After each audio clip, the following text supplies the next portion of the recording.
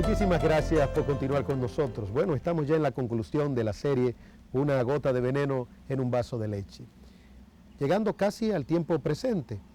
Pero es bueno resaltar la influencia de Sigmund Freud, la relación entre Nietzsche y Sigmund Freud, una relación que algunos han llamado infernal.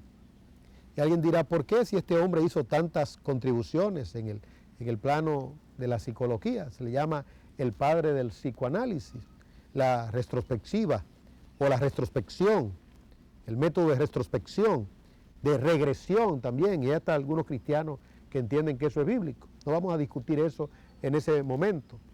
Hemos hablado de eso en otras exposiciones y ya en su momento también hablaremos acerca de lo que es el método de escudriñamiento interno, de regresión, como se le llama también. Todo lo bueno, todo lo justo, todo lo amable, si hay virtud alguna, si algo vino de alabanza, pues en esto pensad, y esto asumid, y esto tomad, y esto haced. Entonces todo lo bueno de Sigmund Freud debemos de tomarlo.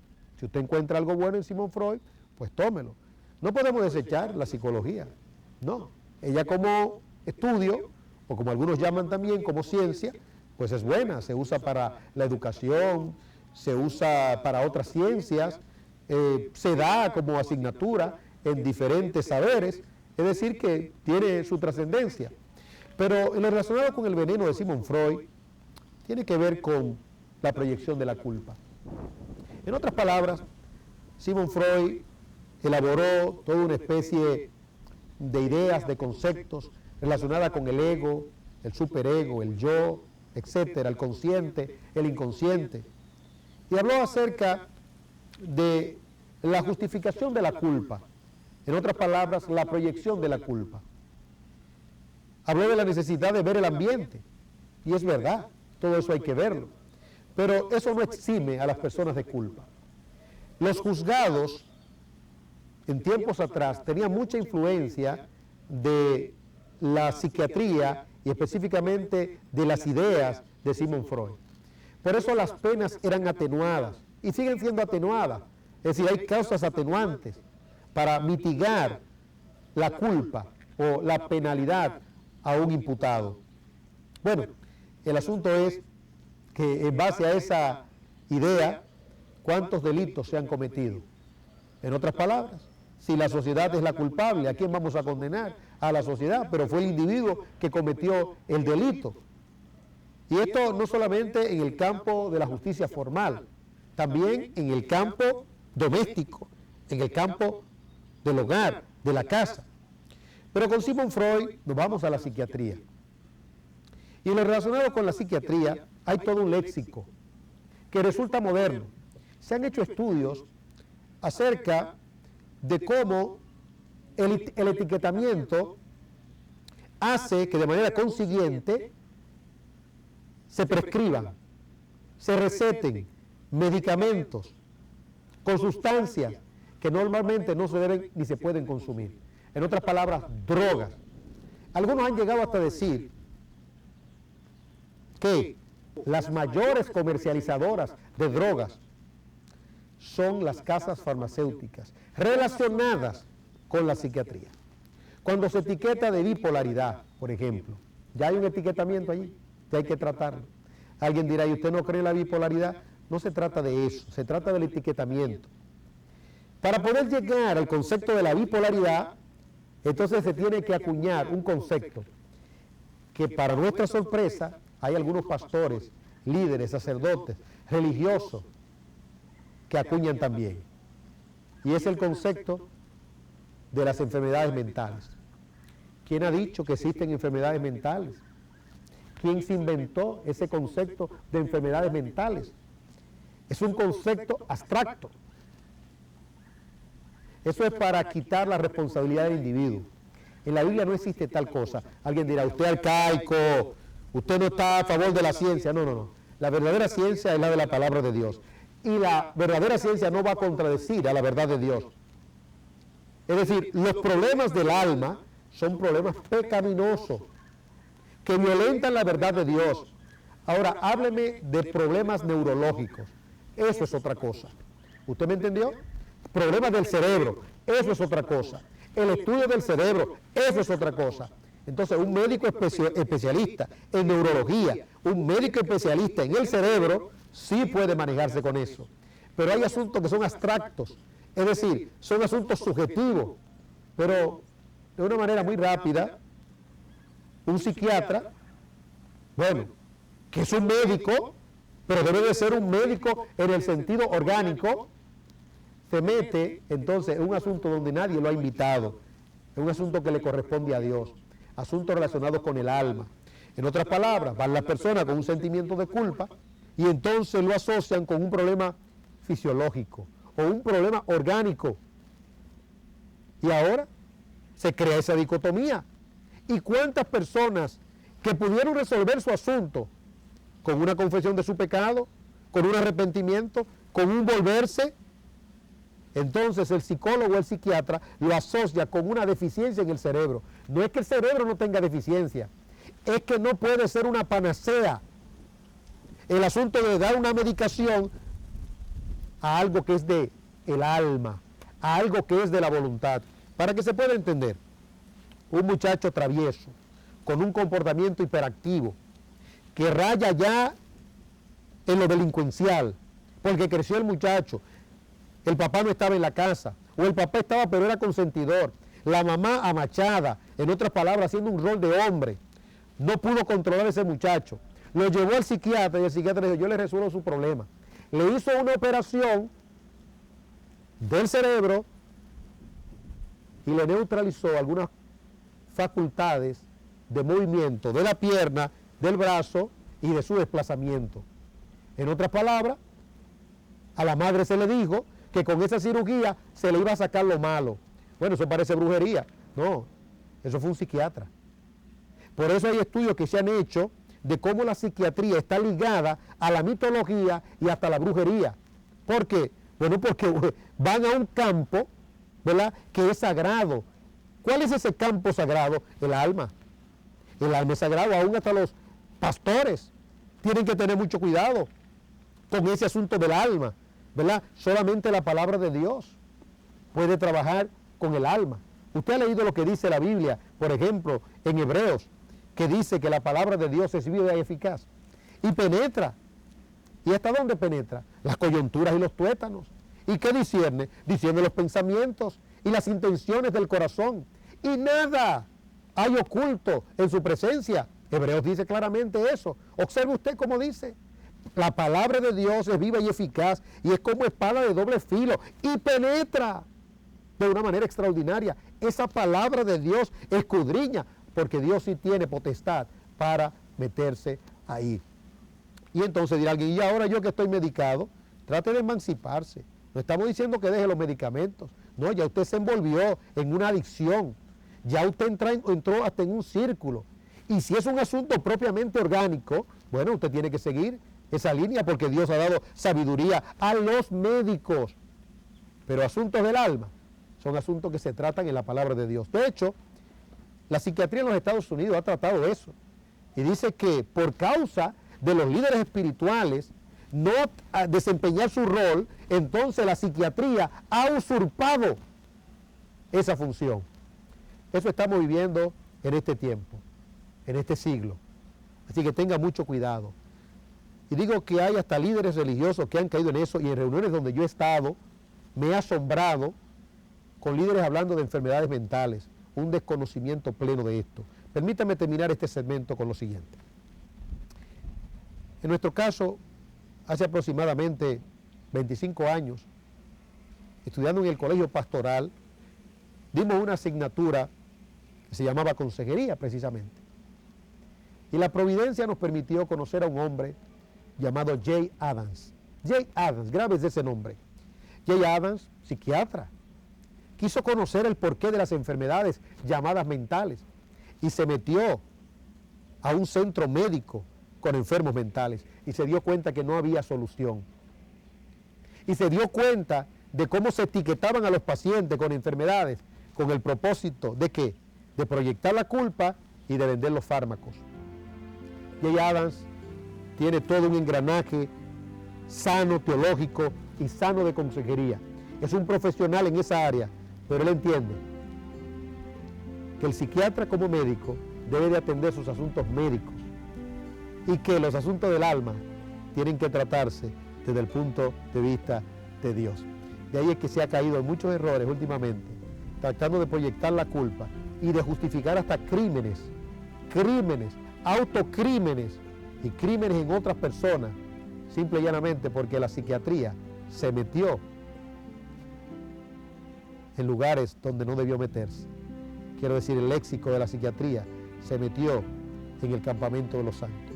Si se ha metido en el campamento de su comunidad, saque ese léxico y vuélvase al léxico de la Biblia, de la verdad verdadera. Nos vamos a una pausa y cuando retornemos, entonces hablaremos de genoma, hablaremos de la ciencia, de manipulación de elementos relacionados con la vida. No se pierda la totalidad, de aquí estamos en la conclusión de la serie Una gota de veneno en un vaso de leche.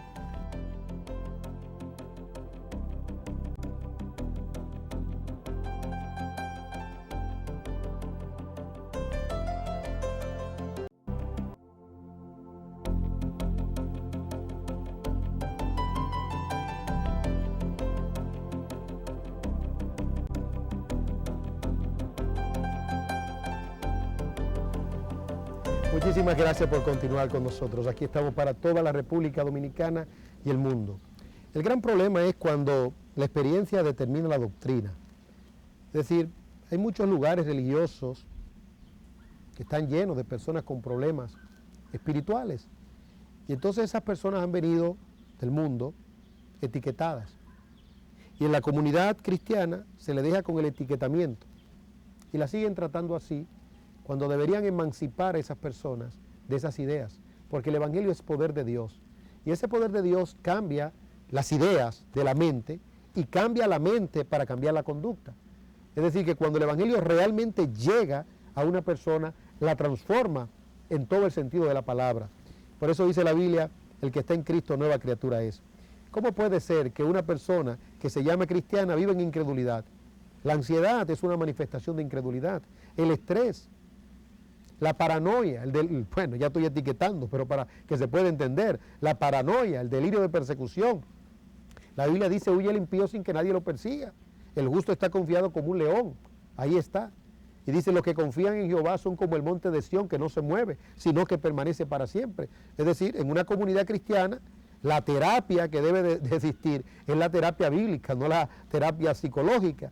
Entonces lo convertimos, sin darnos cuenta, en un centro meramente terapéutico en el sentido secular, cuando la palabra de Dios es la que debe cambiar las mentes de las personas. Esta salvedad es importante y que se puede entender, ¿verdad?, lo que se ha querido transmitir. Bueno, ya finalizando la serie, se debe destacar lo que está pasando en la humanidad. Las ideas de Darwin, y alguien dirá, ¿vuelve con Darwin? Tengo que volver con Darwin. Las ideas de Darwin no murieron, durmieron, están despiertas. Aunque ya en Inglaterra, en algunos museos y en algunos lugares específicos, hay emancipaciones de sus postulados, es decir, una idea neutral para que los estudiantes puedan coger o creación o evolución. Los evolucionistas no están muy conformes con esto. Pero el mal, el veneno, es decir, el sacar a Dios para que el hombre triunfe, hoy en día está más vigente que nunca. Y alguien dirá, ¿y cómo es esto de que está más vigente que nunca? Mira, mientras usted está ahí sentadito, ¿verdad?, en su casa o en su oficina, donde quiera que esté, las ideas se están moviendo. Ahora mismo en muchos laboratorios están desarrollando experimentos que usted no se imagina. Que usted no se imagina. Es más, hay niños ya en las casas que no son el resultado de una unión entre un hombre y una mujer. Son niños que dos homosexuales, precisamente, criticaron esto. Son niños químicos, dieron estos homosexuales, destacados de una, digámoslo así, industria de perfume y de diseño. Y los homosexuales han venido en contra de estos dos homosexuales, amantes, como se le llaman. Pero no solamente los homosexuales, ¿verdad?, uniendo espermatozoide con óvulo y alquilando vientre. Hay personas que no pueden tener hijos y lo hacen. Ahora, el aspecto ético se fue a pique, porque el aspecto ético, Pues lo determinan las naciones. ¿Y qué monitoreo exhaustivo pueden tener las naciones de las cosas que se hacen en secreto y de manera oculta? Pero también, ¿qué le dice a usted que hay naciones influenciadas por el pensamiento de Darwin, de la nueva era? Porque Darwin trajo también el pensamiento de la nueva era. Es decir, hay personas de la nueva era sincrética que, bueno, dicen, hay un Dios, pero no como lo dicen los religiosos. Darwin dijo que no había Dios, pero nosotros creemos que hay Dios, pero es un Dios que deja que las cosas evolucionen. El panteísta dice, Dios es todo y todo es Dios. En otras palabras, no le atribuyen personalidad moral a Dios. Y la Biblia le atribuye personalidad moral. En otras palabras, Dios gobierna, Dios reina. Y ese gobierno y ese reinado de Dios es justo, es santo y es bueno. Santo, justo y bueno. Es decir, que Dios no es arbitrario. Él es el Dios de la creación. La nueva era entonces señala esto, y hay sectores religiosos que pertenecen a la nueva era, aun cuando estén dentro de una religión, como asociaciones masónicas o logias, que dicen, no, tú puedes seguir en nuestra logia y puedes estar en cualquier religión. ¡Wow! ¿Y cómo puede ser esto? Se da el caso, porque no hay un criterio de verdad. No hay un asunto de comprar la verdad para no venderla. No, es un asunto hasta que llega a lo pragmático. Entonces, bajo esa concepción, los científicos están aplicando lo de Darwin, la raza aria, de Hitler también. Es decir, vamos a ser un ser, o vamos a ser un hombre, un individuo perfecto, orgánicamente perfecto, emocionalmente perfecto, espiritualmente perfecto. Si le pueden llamar a esto espiritual o emocional, porque todo se compone de materia, y ya se están manipulando estos ADN, estos óvulos, estos espermatozoides y otros términos desconocidos por nosotros que no dominamos porque no es nuestro mundo ni es nuestro léxico. Lo que sí la humanidad debe de saber que ya eso se está haciendo, y de hecho ya hay productos diversos en el mundo de esto. Es decir, que no dude usted que en una guerra pues hayan clones, en una guerra hayan personas hechas con finalidades específicas, programadas, proyectadas, con finalidades macabras, diabólicas. Pero algo más que se debe destacar con este asunto, digámoslo así, de la manipulación científica, ¿verdad? Y que se debe también destacar con relación al genoma humano, que algunos entienden que va a ser una especie de panacea, que va a predecir enfermedades, que se van a crear curas para enfermedades. Amigo, el hombre llegará hasta donde Dios se lo permita. Hasta donde Dios se lo permita. Lo que sí es que el pueblo de Dios debe estar alerta, porque todo esto que está ocurriendo enfoca las profecías. Lo que va a ocurrir en los últimos tiempos, si estamos en los últimos tiempos, la ciencia se habría de aumentar. El dominio o la hegemonía de un hombre que siempre se ha querido, a través de la historia se han levantado hombres, pero Dios ha neutralizado. En otras palabras, han existido anticristos, y ahora se está esperando uno, con un gobierno mundial. ¿Debe la iglesia tornarse paranoica? No, pero debe de ser avisada, debe de estar despierta. Pero antes de que Cristo venga, y viene, no le quede para nadie la menor duda, Él regresa pronto. Antes de esto, la apostasía tiene que manifestarse. ¿Qué es la apostasía? Bueno, el que algunos dentro renieguen la fe. El que personas dentro de la misma comunidad cristiana comiencen a sembrar veneno. Pablo estaba en Mileto y se estaba despidiendo de los creyentes de una manera romántica, espiritual, y dice, ya ustedes no van a volver a ver mi rostro. Y comenzaron a llorar. Pero Pablo dijo algo, wow, que yo no sé si cualquier pastor podría hacerlo en su comunidad en un momento así. Dijo, dentro de ustedes se van a levantar personas que van a contradecir la verdad de Dios. Ay, Pablo, lo dañaste.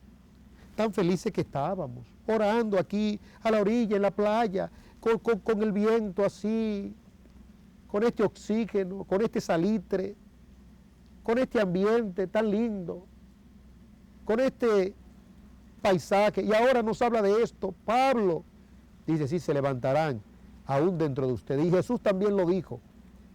Es decir, que en nuestras comunidades debemos ser avisados.